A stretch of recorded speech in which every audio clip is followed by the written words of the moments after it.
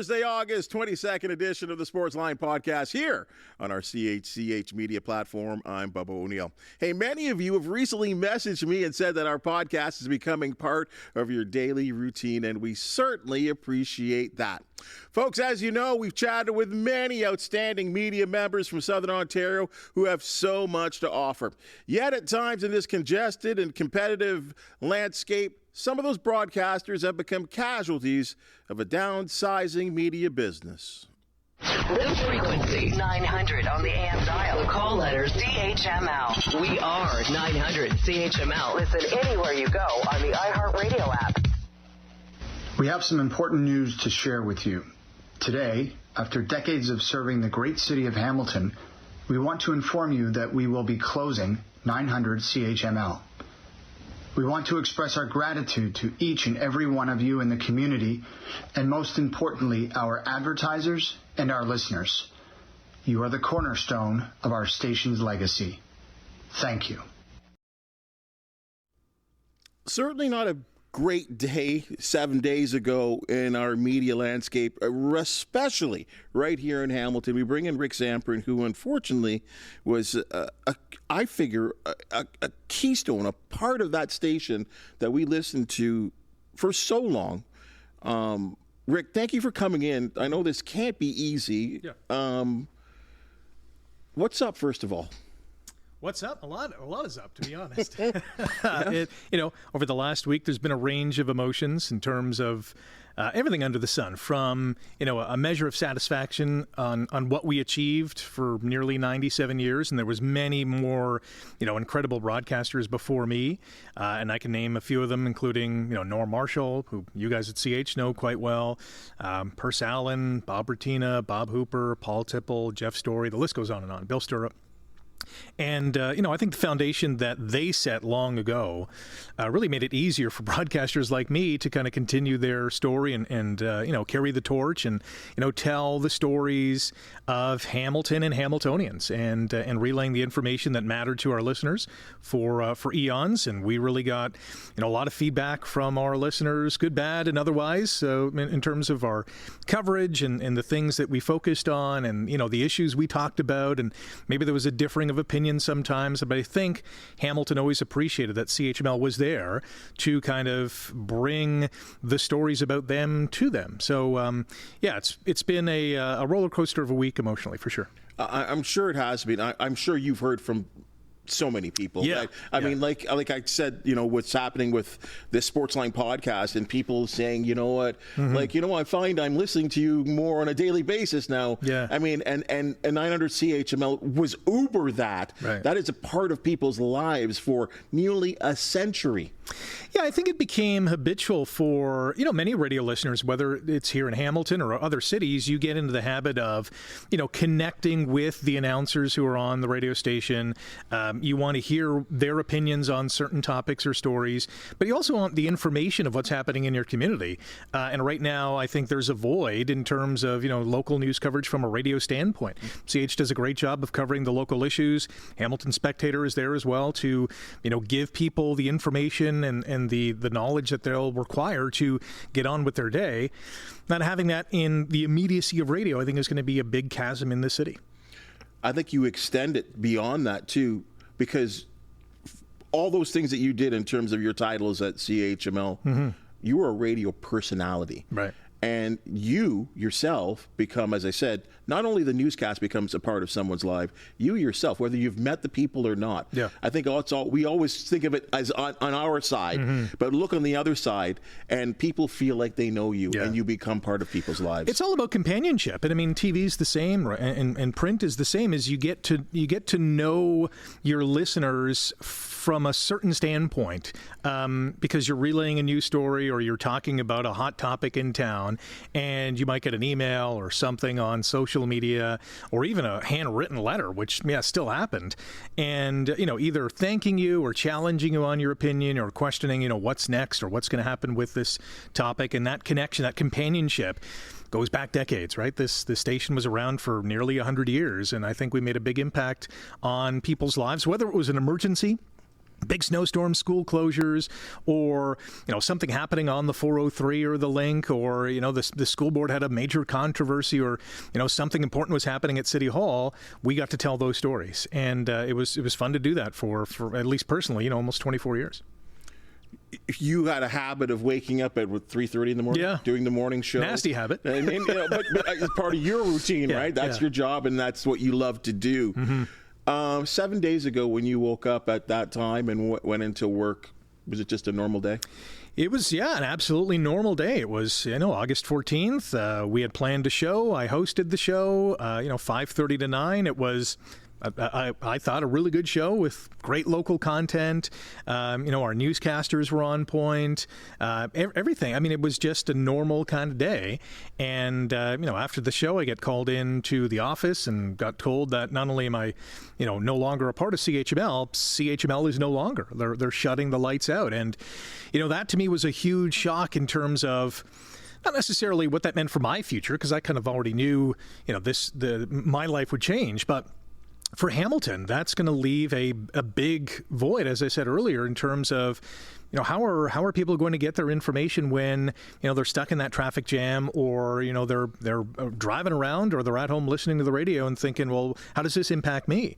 And so that's going to be, unfortunately, a new reality for many in Hamilton. But yeah, it was just a normal day. We knew the company was, was well reported, was in, some financial strife, like many media companies these days. The parent company. The parent company, yes. Yeah, absolutely. Like other companies, it's a tough go, especially post-pandemic, in terms of ad revenue, ad dollars, right? The Metas and the Googles of the world have kind of carved into that. But never in my wildest imagination would I have thought that CHML would close. I mean, that was the furthest thing from anyone's minds in that radio station. And it was gone like that. Was there a sign? Was there any, was it your boss that told you? Was it someone from Chorus? Yeah, it was basically my manager and an HR individual who, I mean, that's just kind of the process where, they bring you into an office and tell you, here's your package. This is what's happening today. But I did not expect them to say the station's shutting down immediately. And it was 2.5 hours later where it was just static. They pulled the plug and that was it. And again, it was, shocking, disappointing, disheveling. I mean, you name it, all those emotions over the last week especially, but it's, certainly that morning I thought, wow, that's unbelievable. What was unbelievable for me was what happened in the series, and I think you know about this, what happened with me and one of your colleagues, Scott Radley, being at Tiger Cats practice and covering that for the Spectator as he does. Yeah. And me giving him a call because producer, CHML, had booked me to be his guest at 7:15 at p.m. For his show. And I hadn't gotten back to his producer, but around 11:30ish, I had called Scott to say, "Hey, I'm good. I'll be there," because it works well with timing for me. Sure. Yeah. And saying to him, actually before that, just seconds before, as I pressed dial to him, the Twitter machine, all of a sudden, I don't know, we've all seen this now, this blank message with a letterhead on Twitter, and I know it's not good news. And I see 900 CHML, and I read it, and I'm flabbergasted. I, like yourself, obviously even closer, I can't believe it. I'm like, how long has this station been around for? They are a key cog, as we are 70 years here at CHCH. The Spectator, 150 years? Yeah. You guys approaching 100 years. I'm floored. So I call Scott to give him my thoughts, or what the heck's going on? What's going on? I'm sorry. Oh my goodness. And he says to me, "What?" Right. Awkward moment. Yes, not an unfamiliar story, because there were others who were not in the building or perhaps not appropriately contacted by management to say this is happening today. There is, and I don't want to mention their names because I don't want to either get them in trouble or put them in an awkward situation, but there was a long-standing, and I mean long-standing CHML veteran award-winning broadcaster who received a phone call from a longtime friend, a notable individual in this community, to say, hey, I just saw this on X. What's going on? And that long-standing award-winning broadcaster had no idea that actually happened, an hour or two before, because they were not notified. And it's tragic to find out that way. I mean, it's tragic to find out anyway, but to not be included in a master announcement or whatever, however the company wanted to do it, very unfortunate. It's extremely, I can say this because I don't work there. Go ahead. It's horrible. Yeah. It's so cold. And having to read that statement to Scott killed me. It ruined my day. Yeah. It ruined my day because I don't know. I mean, obviously, Scott and I are close, and we've talked, and he's moved on, as everyone will move on out of situations like this. But I'll never forget that as something that I can't believe I gave someone that kind of news on the fly, because he's come back and he's like you, getting ready to plan his day and write his column and then go to the ML and do his show. Yeah. And to be able to have that, because what was I going to do? I wasn't going to lie and just turn the conversation around. Right? It's just like, he's your bud. You got to let him know. I got to let him know. Right? And it is just, it's cold. It's cold. Have they even hinted at maybe a comeback or anything like that? No. Like this is, to me, CHML is well listened to. There are other things that Chorus, this company, could accent / maybe even other centrals. Hamilton is a market that is big. Hamilton is a market that is growing and extending. And that's why the service that 900 CHML provided, I think, is so important. Have they said anything? No, I mean, there's no kind of comeback plan or, this is a temporary thing. I think this is an absolute, slicing of, a heritage kind of fabric of a community kind of radio station. The company has made some moves in other markets, Edmonton, Vancouver, Kingston, probably most notably other than Hamilton. But I don't think, with all due respect to those institutions, I don't think they were as close to what CHML meant to this community as they did to theirs. But I know, obviously, individuals were impacted and those communities were impacted, but there's no kind of, let's pause for a year and then, bring it back. I know there has been a discussion, and I can say this factually because I know people have talked to me about it, about, is there a community group that could gather resources together to bring it back? And, I would certainly listen to that, no doubt about it, because there are some major players kind of thinking of that.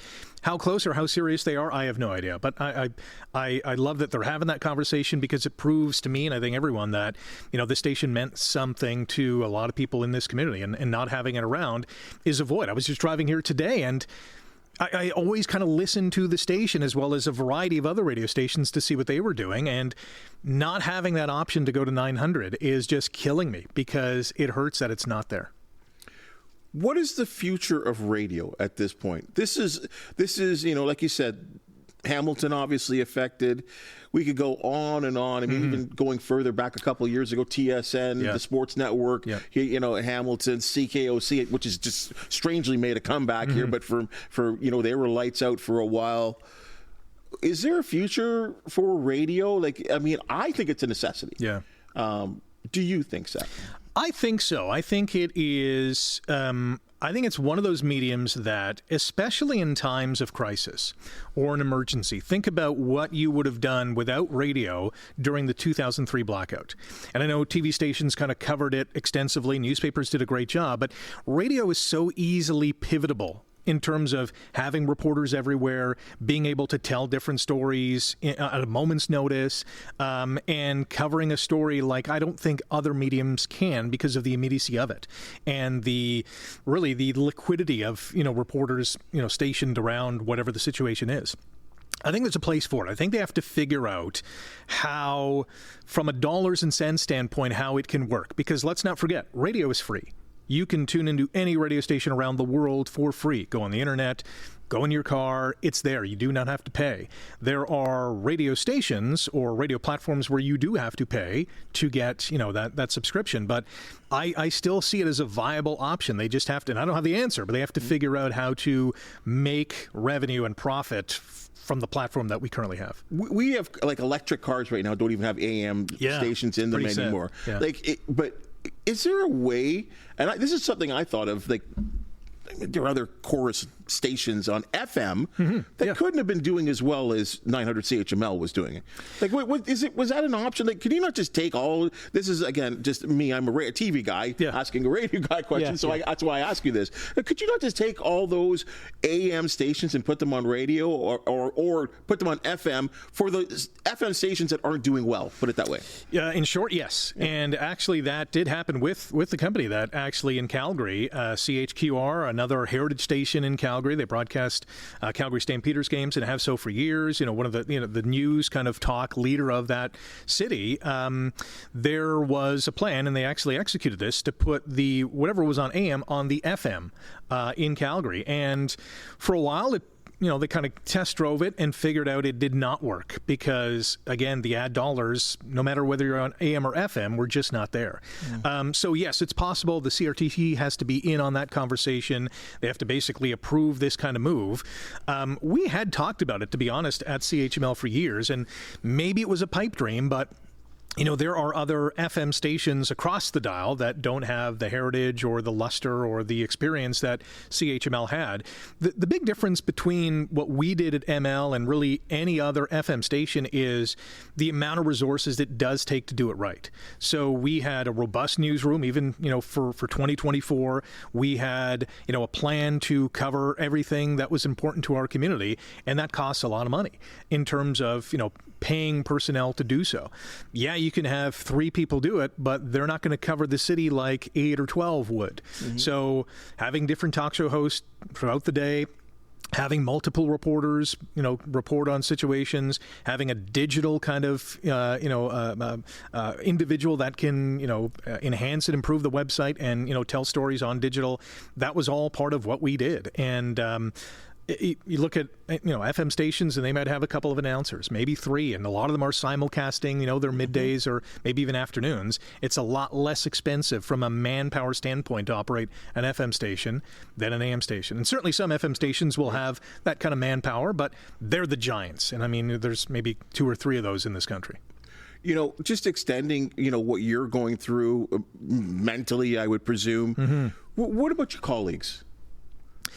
Yeah, I mean, the same. We actually had a lunch yesterday. The former CHMLers were kind of calling ourselves. We have a Facebook group. It's great just to talk about the old times, have a few laughs, shed a couple of tears in our beverages, and go on with the day. But it is a roller coaster because there have been people that have been at the station longer than I have, and recall going into the station and moving into the new facility because we used to be on Springer Street, and now we were on Main Street for so many years, and just talking about the old times and talking about the good times and also talking about the tough times and how we're each kind of dealing with this new reality. And there's so many different people in this building where a couple of years into their career or 30 years into their career and approaching retirement. So, and everyone has a different set of kind of emotions. Some people are irritated, some are angry, some are sad, some are really still in disbelief. And I think for me, I'm all a little bit of those things, trying to deal with the situation.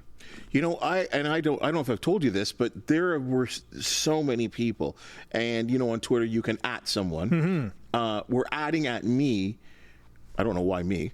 but saying that the Tiger Cats had everything to do with this, that they had a lot to do with the fact that the 5th quarter was on your show where fans call in and they can cheer or jeer the team regarding on the results and what's going on with the team, and that there was a lack of freedom or, the fans, where are we going to speak? First things first, let me show you some visuals of Tiger Cat fans, and then just look here. Maybe you tell me what you think when you see these fans.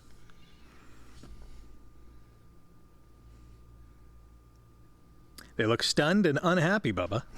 Yeah, they're not happy. Not at all. I also see a lot of empty seats, too. I mean, the passion that these people have for their football team, which is so important. And, again, one of the things that I think one of the first times I ever met you was because of a Tiger Cats sort of chat. Look at that guy. It was a Tiger Cats chat that was done on Cable 14 way, way back. And you called games. You were the play-by-play announcer of this team doing games on CHML. Yes, right. 2007 to 2014. I remember the first 2 years. I thought, what did I sign up for? Because they were 3-15 both years. And I thought, oh, geez, like this team's got to get better. And eventually they did, and eventually they have. But this is, this season's a struggle for sure. Mm-hmm. What is that when you see that? And I know you were doing the fifth quarter for so many years. Yeah. Again, being a sports guy, being a Hamilton guy, what's that been like for you? Yeah, you know what? It's the easiest show I'm ever going to host because we're all reacting to something that we hold near and dear to our hearts, right? And that's the fandom that we have for this team. And I think this show, for decades, well before I was established in the chair, allowed people to share their honest opinion of what they thought, win, lose, or draw. And, the show is continuing in a different form, but it is still allowing people to kind of vent or cheer. You know, we get a lot of that when the Ticats do well and, we're going all the way and this is the secret recipe. And, we have the people in place or the coaches in place. And it's just a platform, I think, for fans to kind of, let their emotions kind of, escape their bodies, and whether it's to criticize someone or call someone to get fired, which we've had numerous times on the program this year, or really congratulate, some players on some awesome performances, which happens basically every show as well. But this show, I've always said, is for the fans, and it allows them to kind of get stuff off their chest, good, bad, or otherwise. And you have found it important to continue that. Yeah. The legacy, I'm going to say the legacy of the fifth quarter. Yeah, and I thought CHML is gone, unfortunately, and I don't really think it's ever coming back. But I thought if there's one thing that I can do on a number of fronts is to continue this fifth quarter. First and foremost, there's a story to be told with this team, and this is a perfect platform, I think, to offer fans a chance to chime in on what this story, what this chapter of Ticats lore is going to be all about. And so I decided, let's jump into it. I'm not the most technologically savvy guy, but I can work YouTube, and so I've created the fifth quarter show on YouTube. And after the last game, unfortunately, it wasn't a good one for the Ticats, but the response was overwhelming and continues to be. I didn't think I'd get this amount of subscribers in like a week or so, that number of views on the first kind of show. So it's made a mark, and I think it just proves that there is a need in this community to talk about the team that we love, and this is the platform to do it. So I encourage everyone to subscribe. It's I think, going to be a fun program going forward. What it looks like a year from now, I have no idea, but we're trying to make it, including starting tomorrow with the game against Winnipeg, a little bit bigger, a little bit better, and hopefully the team can be a little bit better as well. Well, I think it's so important. I'm part of the Ticats Audio Network, and you well know that. And there's a post-game show, but it does not take callers. And right. Yeah. I think what we're seeing is a lot of media, the Blue Jays included, the Maple Leafs included. They're going the way of the control the message. Right. The team has the broadcast. Is this the future of what we're seeing in sports? Yeah, I think a little bit, and I don't blame them for doing so, because if they can, tell their narrative the way they want to have it displayed, I think most teams would probably sign up for that. I don't know too many individuals who like criticism or like to hear from fans who go just a little bit overboard, because let's be honest, we have that on the fifth quarter as well. They want to fire someone every week, and in professional sports, it's just not attainable. It's not achievable. And if you did so, your franchise would be a laughing stock, right? Like, who would want to work for an organization that's firing someone every other week? So that's fandom, though. Well, that is fandom, yeah. Absolutely. I mean, and that's what part of being a fan is all about, is to have your opinion, and but that's okay. I mean, I encourage that. But I get controlling the message, and I understand, even with today's athletes, I think more than ever, they're a lot more careful on what they say. They don't want to provide, and this, sometimes we get the exception, but they don't want to provide bulletin board material. They don't want to put their brand, the franchise, in a bad light. So they're extremely careful on what they say, how they say it, or sometimes even, who they talk to. But it's unfortunate, because I think years ago, fans got a little more authenticity from their athletes and from their franchises, who were, I think, better equipped or just had thicker skin in terms of receiving that criticism. And I think criticism's okay. Criticism, I think, makes you better, as long as it's constructive and, is balanced, and you kind of, understand where they're coming from. It's one of the beauties of your show, though, is that there is the zaniest, the wildest, most outlandish. Can we trade Taylor Powell for Nathan York? Nathan Rourke, I'll hang up. Right? Like what?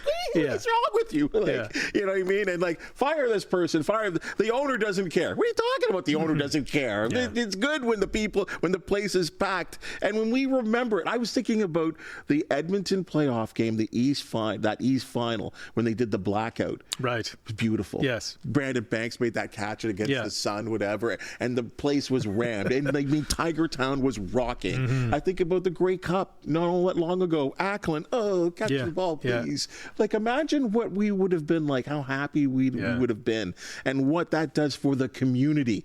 Right, what it does for CHML, what it does for for the Spectator. Of course, my station here at CHCH. We're all part of this, and sports, for whatever reason. Well, I love it so much, and I think why you love it so much, it can just band people together. Yeah, it brings people together like no other. I mean, what other entity would you have millions of people watching on a weekly basis?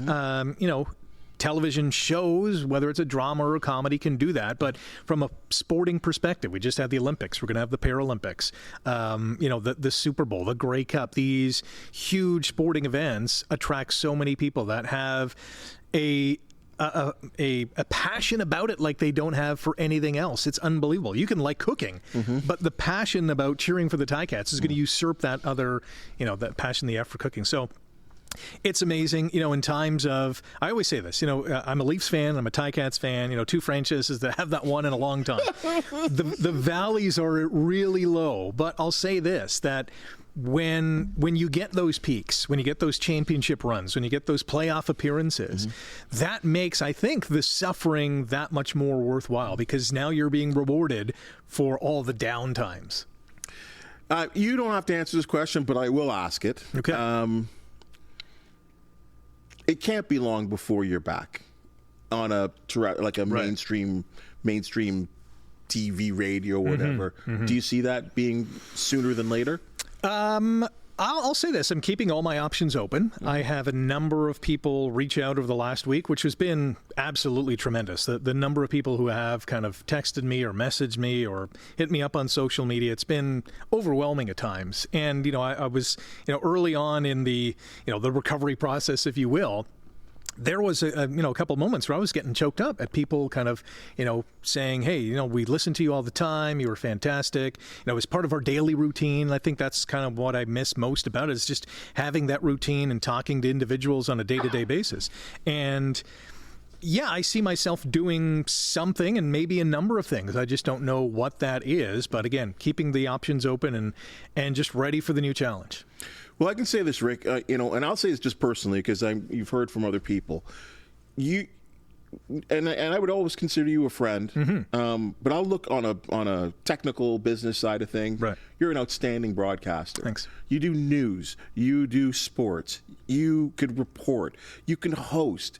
I'd love to write your resume. Right? I was working on it the other day. No, seriously, you're an outstanding broadcaster, and that's why I asked you that question there, because I don't see it being long. I admire what you do and how you've done it over the years and the time that we've gotten to know each other.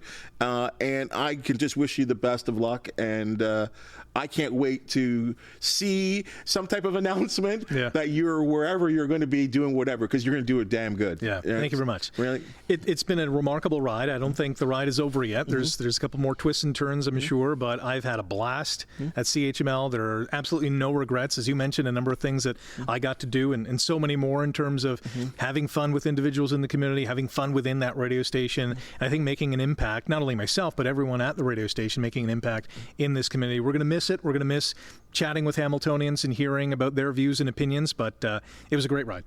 And yet you smile. Yes, and yet I am smiling. Thanks for joining us, You got it. That's your Sportsline podcast for the day. And he's just seen and heard. We love talking sports, especially with people that have all kinds of passion for the community and what we do in terms of this business. If you do know of an athlete, team, or event to promote the Sportsline Podcast, do want to hear from you. Please hit that thumbs up, like, and subscribe button. Share. If you got something to say, please comment. We love good or bad. For the wonderful people that make the Sportsline Podcast possible, thank you so very much, and we'll see you tomorrow.